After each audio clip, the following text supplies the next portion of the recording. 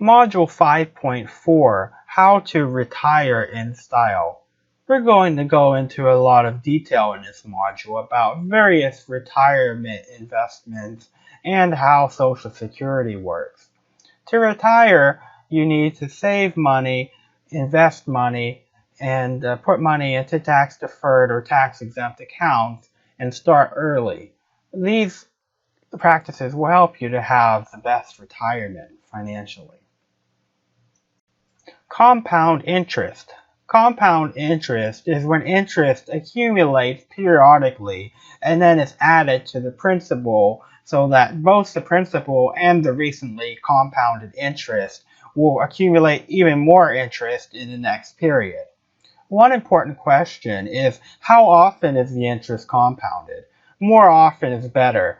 If you've taken college algebra, you probably remember the transcendental number E, and that number represents how much interest you would have if it was continuously compounded, and that's about 2.72 times the principal. Of course, nobody in practice calculates compounds interest in that fashion. Typically, it's done on a daily, weekly, monthly, quarterly, or semi-annual basis. And the growth is still exponential, but it grows quicker if the interest is compounded more frequently. Now, credit cards are an example of compound interest working against you. For example, if you have a credit card with 24% APR, and most credit cards are compounded monthly, over a year, you're going to have an increase of about 27%. For example, $10,000 is going to turn into $12,682.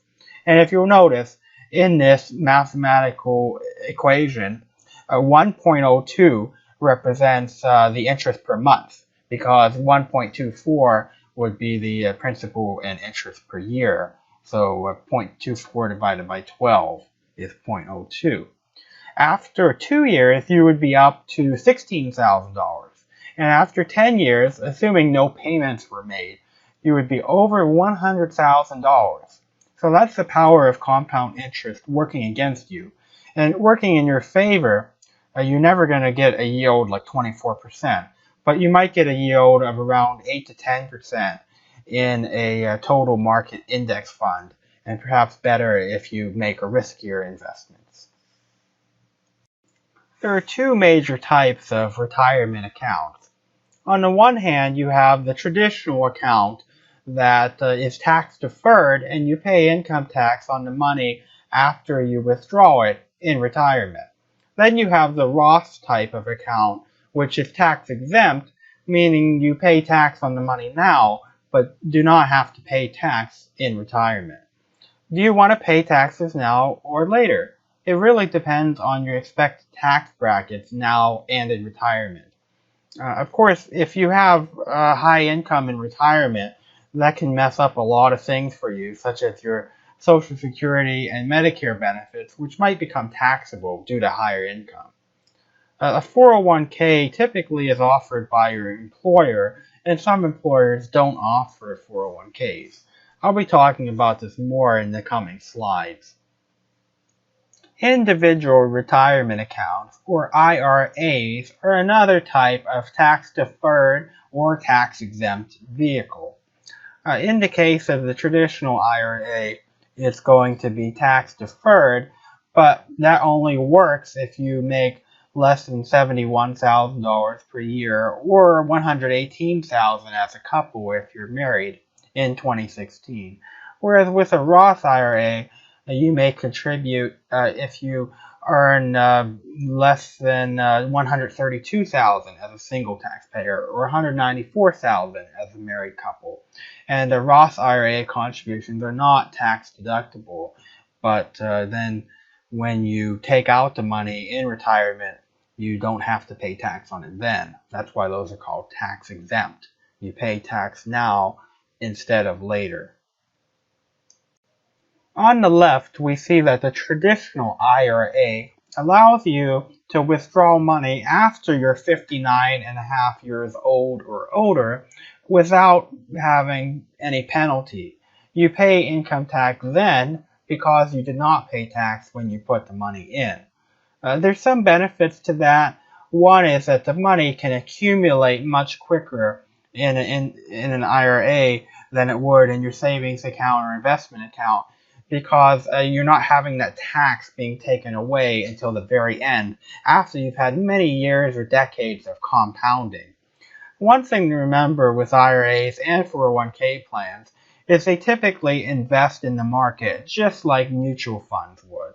And you may have an option, particularly with IRAs, into what types of stocks and other investments that your retirement account invests in. Be sure to try to pick ones that have lower fees when possible, and consult with a financial advisor to determine the best risk management approach for your retirement portfolio. A Roth IRA, on the other hand, may be withdrawn without paying taxes when you're 59 and a half or older, but contributions can also be withdrawn at any time without penalty. The contributions would apparently come from your tax deductions, whereas the earnings would be coming from the money that's picked up due to it being invested, and that would be separate from the principal contribution for purposes of tax situations. 401k plans are offered by employers. Not every employer offers them, and some employers will even offer to match your contributions up to a certain amount per year, in which case, even if there are high fees with their 401k plan, you should contribute that amount because you're basically doubling your money. On the other hand, anyone can have an IRA, and it is possible to have both, and when you leave your job, you still have the plan with the company. You just can't contribute new money to it, and you may have the option of rolling it over into an IRA. Both of these types of plans offer the tax-deferred traditional variety and the tax-exempt Roth variety. And IRAs offer more choice investment, and either type of plan has different limits and in regards to how much money you can put in and how much money you can earn to receive the benefits. So you should definitely look into those before making a decision.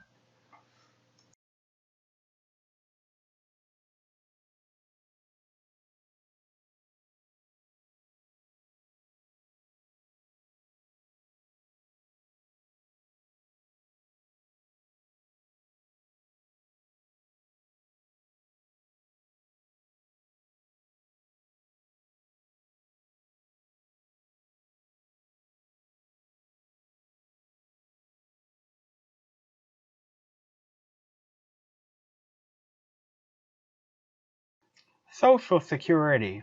To receive Social Security in the United States, you need to have worked at least 10 years with over about $5,000 in earning per year. This allows you to accumulate 40 credits, which is up to the maximum of 4 credits per year, currently based on you earning $1,260 or more per year to receive 1 credit. You can retire and start receiving your benefits at various ages, and there are trade-offs associated with this. And we'll go into these in a later slide. The benefits are non-taxable unless you happen to earn too much income in retirement. And if this happens, then you might have income tax on not only your tax-deferred income, but also your Social Security and Medicare benefits. And this could put you into a fairly high bracket in retirement. So you want to plan it out carefully so you don't run into this problem, perhaps by using more tax-exempt vehicles and fewer tax-deferred retirement vehicles if this looks like a problem for you. Social Security benefits are calculated based on your lifetime earnings during the 35 years in which you earn the most. This can be very good if you're like me and are a perpetual college student, because after you get out of college at, say, 28 or 30 years old, you still have 35 years left with which to earn a higher income before retiring at a typical age of 65. This means that those earlier years with lower income won't be held against you in calculating your Social Security benefits. The Social Security Administration offers many online resources for figuring out your potential benefits. Here is the quick calculator from their website. In this calculator, I've entered my age as about 25 and my earnings per year as $35,000. I've also asked to see an estimate of my benefits in today's dollars rather than inflation-adjusted future dollars, meaning that the earnings that are presented should be equivalent to the value of money in the present year. Here we see that for a person who is 25 years old and earns $35,000 per year on average throughout their career, this person would be able to retire in 2053 at the age of 62, getting about $1,000 per month in benefits. However, delaying retirement until the age of 67 increases the monthly benefit for the remainder of the person's lifetime to $1,429, and waiting until age 70 increases benefits all the way up to $1,772. The trade-off here is that if you select to retire at an earlier age and you happen to live a long time, for example, into your 90s, the total amount of money you receive will be far lower because you retired at 62 than it would have been had you delayed retirement until 67 or 70. You should probably consider your life expectancy and whether having money now or later and being able to retire sooner is important to you when making a decision about what age to retire at.